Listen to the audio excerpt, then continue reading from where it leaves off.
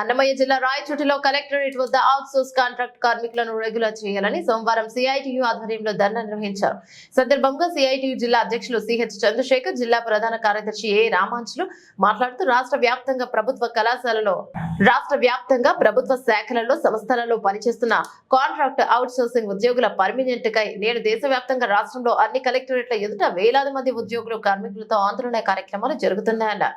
Time scale, contingent, part time guest, piece rate మరియు గౌరవ వేతనం తదితర నాన్ రెగ్యులర్ ఉద్యోగులకు రెగ్యులర్ ఉద్యోగాలతో సమానంగా వేతనాలు, సౌకర్యాలు అమలు చేయాలని డిమాండ్ చేశారు. రాష్ట్ర ప్రభుత్వం శాఖలు, ప్రభుత్వ పథకాలు, ప్రభుత్వ రంగ సంస్థలు, ప్రభుత్వ సొసైటీలు, యూనివర్సిటీలు, స్థానిక సంస్థలు, మున్సిపాలిటీ, విద్యుత్, సర్వశిక్ష అభియాన్, ప్రకృతి వ్యవసాయం, అగ్రికల్చర్, గురుకులం, ఫేకాల్టీ, లెక్చర్స్, నాన్ పర్మనెంట్ కార్మికులు ఉద్యోగులందరికీ సమాన పనికి సమాన వేతనం అమలు చేయాలని, పర్మనెంట్ చేయాలని డిమాండ్ చేశారు. సుప్రీంకోర్టు ఆదేశాల ప్రకారం సమాన వేతనం. కేంద్ర రాష్ట్ర ప్రభుత్వాల కాంట్రాక్ట్ ఉద్యోగులను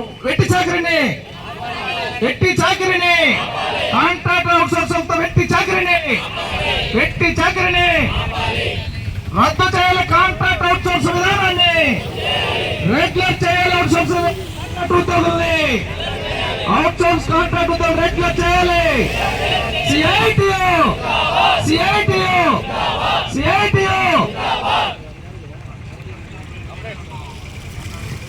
హలో, ఈరోజు